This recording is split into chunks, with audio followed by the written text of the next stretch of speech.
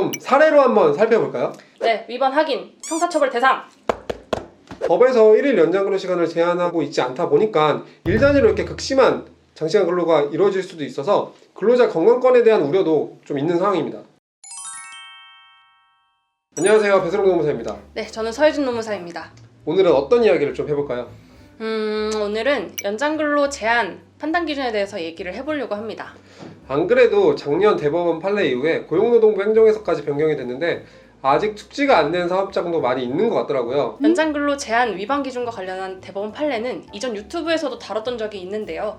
오늘은 사례 위주로 좀 더 쉽게 설명을 해드리려고 합니다. 노무사님, 우리는 어떤 걸 연장근로라고 하나요? 근로기준법 제50조에서는 일주 근로시간은 휴게시간을 제외하고 40시간을 초과할 수 없고 1일 근로시간은 8시간을 초과할 수 없다고 정하고 있기 때문에 이 기준을 초과하는 것을 연장근로라고 부릅니다. 그럼 일주 40시간, 1일 8시간을 초과하는 근무가 연장근무군요? 그렇습니다. 연장근로는 몇 시간까지 가능한가요? 근로기준법 제35조 제1항에서는 당사자 간에 합의하면 일주간에 12시간을 한도로 근로시간을 연장할 수 있다고 정하고 있기 때문에 일주를 기준으로 해서 연장근로시간이 12시간이 넘으면 연장근로 제한 위반이 됩니다. 그 예전에는 근로시간제도 개편 방안이라고 해서 주 단위 연장근로시간이 월 단위나 분기, 반기, 연 단위로도 선택할 수 있도록 한다는 얘기가 있기도 했잖아요. 네, 그랬었는데 장시간 근로에 대한 반발이 굉장히 심했고 개정이 이루어지지도 않았기 때문에 동일하게 근로기준법상 기준에 따라서 일주 단위로 판단을 해야 됩니다. 네, 정리를 해보자면 일주 40시간, 1일 8시간이 초과되는 근무는 연장근로이고 연장근로는 일주 12시간까지의 제한이 있는 거네요. 그럼 사례로 한번 살펴볼까요? 네, 첫 번째 사례입니다. 더원 주식회사에 근무하는 조모 씨가 있네요. 월요일부터 금요일까지 하루 8시간씩 근무를 하는데요. 5일 모두 3시간씩 연장근무를 하셨습니다. 일주에 총 55시간을 근무하셨네요. 일주에 12시간을 초과하는 연장근무가 있으니 이건 볼 것도 없이 연장근로 제한 위반입니다. 네, 위반 확인, 형사처벌 대상. 네, 두 번째 사례입니다. 더원 주식회사의 김모 씨 역시 월요일부터 금요일까지 8시간 주 5일 근무를 하는데요. 월요일부터 수요일까지는 3일 동안 13시간씩 근무를 하고 목금을 쉬셨습니다. 그럼 3일 동안 하루 8시간을 초과하는 연장근로가 5시간씩 있었던 거네요?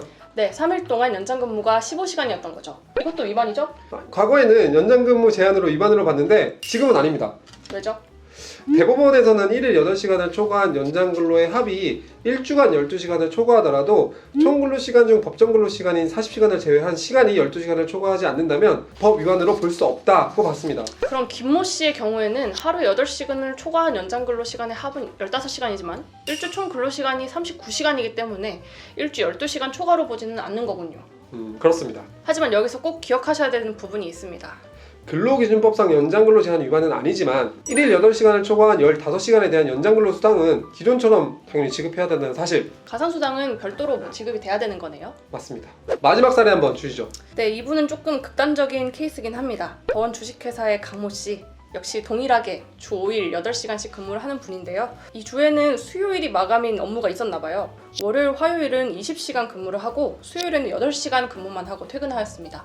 마찬가지로 목금은 쉬었고요. 그럼 월요일과 화요일에 각각 12시간씩의 연장 근무가 있었던 거네요? 네, 근데 하루에 이렇게 20시간을 근무를 하는 게 가능한가요? 놀랍게도 근로기준법에서는 1일의 연장 근로 시간에 대해서 별도로 제한을 두고 있지 않습니다. 그러니까 하루 20시간 근무도 가능은 합니다. 그럼 일주에 대해서만 12시간의 제한이 있는 거군요? 그렇습니다. 강모 씨의 경우에도 두 번째 사례의 기준처럼 적용해 본다면 하루 8시간을 초과하는 연장 근로 시간은 24시간이지만 일주 총 근로 시간이 48시간이니까 연장 근로 시간 제한 위반은 아닙니다.